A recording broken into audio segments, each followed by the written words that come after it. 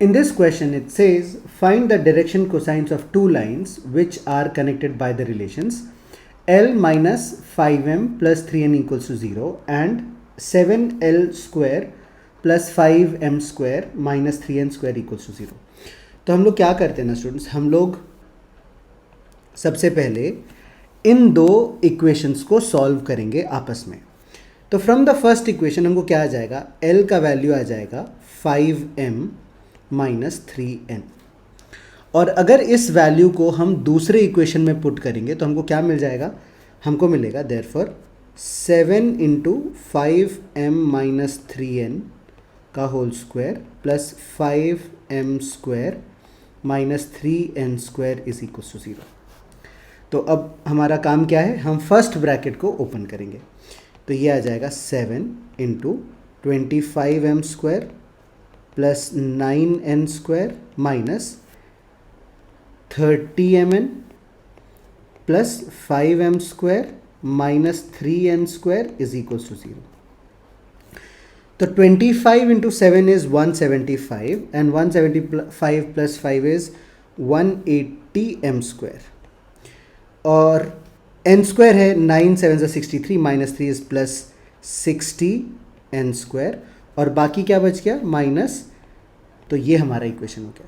Now clearly students, हम zero cancel कर सकते हैं सारे टर्म्स में से कॉमन लेकर के और 3 का भी फैक्टर एक कॉमन ले सकते हैं. तो ये बन जाएगा 6m square plus 2n square minus 7mn is equal to 0. So this is what we have. तो हम क्या करेंगे, अभी हम इसको रीअरेंज करेंगे. ये हो जाएगा 6m square minus 7mn plus 2n square is equal to 0. तो फैक्टराइज कैसे करेंगे स्टूडेंट्स, 6m स्क्वायर हो गया minus 4mn minus 3mn plus 2n square is equal to 0. तो क्लियरली फर्स्ट टू टर्म्स में से हम क्या कॉमन ले सकते हैं, हम ले सकते हैं 2m कॉमन. तो ये बन जाएगा 3m माइनस 2n और नेक्स्ट टू टर्म्स में से हम माइनस n कॉमन ले सकते हैं. ये बन जाएगा 3m minus 2n is equal to 0. तो हम इसको फैक्टराइज करके कैसे लिख सकते हैं, I am writing it here. ये हो जाएगा 3m minus 2n into 2m minus n is equal to 0. तो ये हमारा दो फैक्टर्स मिल गया. So let us copy this and go to the next page. Therefore we can say either 3m minus 2n is equals to 0, जिससे कि हमको क्या मिल जाएगा, जिससे कि हमको मिल जाएगा m by n is equals to 2 by 3. ये हमारा पहला रिजल्ट हो गया. और दूसरा रिजल्ट क्या मिल जाएगा, और 2m minus n is equals to 0, इससे हमको मिल जाएगा m by n is equals to 1 by 2. तो ये हमको दो रिलेशन मिल गया. नाउ अगर हम फर्स्ट गिवन रिलेशन फॉलो करें ना, वेयर हमको पता है कि L minus 5m plus 3n is equal to 0, तो हम उसको भी लिख लेते हैं L minus 5m plus 3n is equal to 0. तो इस इक्वेशन को हम क्या करेंगे ना, नाउ एक बार ना हमको इससे सॉल्व करना है स्टूडेंट्स और एक बार हमको इससे सॉल्व करना है. आई थिंक दिस इज क्लियर. और यहाँ पे हमको m बाय n का वैल्यू मिला हुआ है. अगर हम पहले वाले कंडीशन की बात करें तो इसको हम थ्रू आउट n से डिवाइड कर देंगे. तो अगर हमने n से डिवाइड कर दिया ना, तो ये हो जाएगा L by n minus 5m by n plus 3 is equal to 0. तो m बाय n का वैल्यू हमको मालूम है, हम वो पुट करेंगे. तो this will be L by n is equal to, और rather minus 5 into 2 by 3 plus 3 is equal to 0. तो ये क्या आ जाएगा, ये आएगा L by n minus 10 by 3 plus 9 by 3 is equal to 0. So ये आ जाएगा L by n is equal to 1 by 3. ये आ गया हमारा एक कंडीशन. तो यहाँ से हम क्या लिख सकते हैं, यहाँ से हम लिख सकते हैं therefore L by 1 is equal to n by 3. और अगर हम इस पार्ट को देखें ना, इस पार्ट को, और इसको भी हम रीअरेंज करके लिखेंगे ना, तो हमारे पास क्या आ जाएगा, m by 2 is equal to n by 3.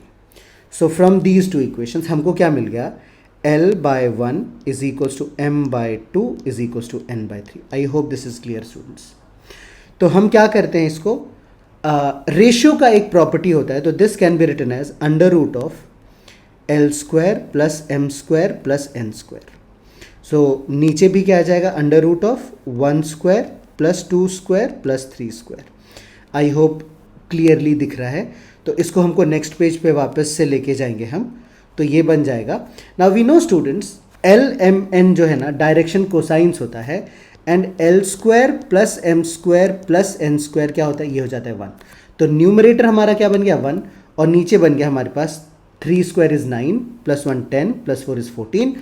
L by 1 is equals to M by 2 is equals to N by 3 is equals to 1 by root 14. और यहाँ से हमको क्या मिल जाएगा, एल का वैल्यू 1 बाय रूट 14, एम का वैल्यू क्या मिल जाएगा 2 बाय रूट 14, और एन का वैल्यू क्या आ जाएगा 3 बाय रूट 14. तो हमारा जो सोल्यूशन है या फिर डायरेक्शन कोसाइंस है एल एम एन, वो हमने इस तरह से ढूंढ लिया. तो ये कब होता है, जब हमने m बाय एन का वैल्यू 2 बाय 3 लिया. अभी हमको सिमिलरली सॉल्व करना पड़ेगा m बाय एन का वैल्यू 1 बाय 2 के लिए. तो हम उसके लिए भी स्टार्ट करते हैं हमारा सॉल्विंग. तो हमने लिख लिया हमारा condition l minus 5m plus 3n is equals to 0, और हमने थ्रू आउट इसको n से डिवाइड कर दिया. तो हमको ये मिल गया l by N minus 5 into M by N plus 3 is equals to 0. Now m by N का तो वैल्यू हाफ था, तो ये क्या बनेगा, ये बनेगा l by N minus 5 by 2 plus 3 is equals to 0. तो ये बन जाएगा हमारे पास l by N minus 5 by 2 plus 6 by 2 is equals to 0. So ये आ जाएगा l by N is equals to minus half. I think this is clear. So अगर हम इसको भी वापस से थोड़ा रीअरेंज कर लेना, तो हमको क्या मिलेगा, l by minus 1 is equals to n by 2. और यहाँ से स्टूडेंट्स कैन यू सी कि हम m बाय 1 को लिख सकते हैं n बाय 2, और n बाय 2 हमको यहाँ पे भी मिला था, तो ये बन जाएगा इक्वल्स टू m बाय 1.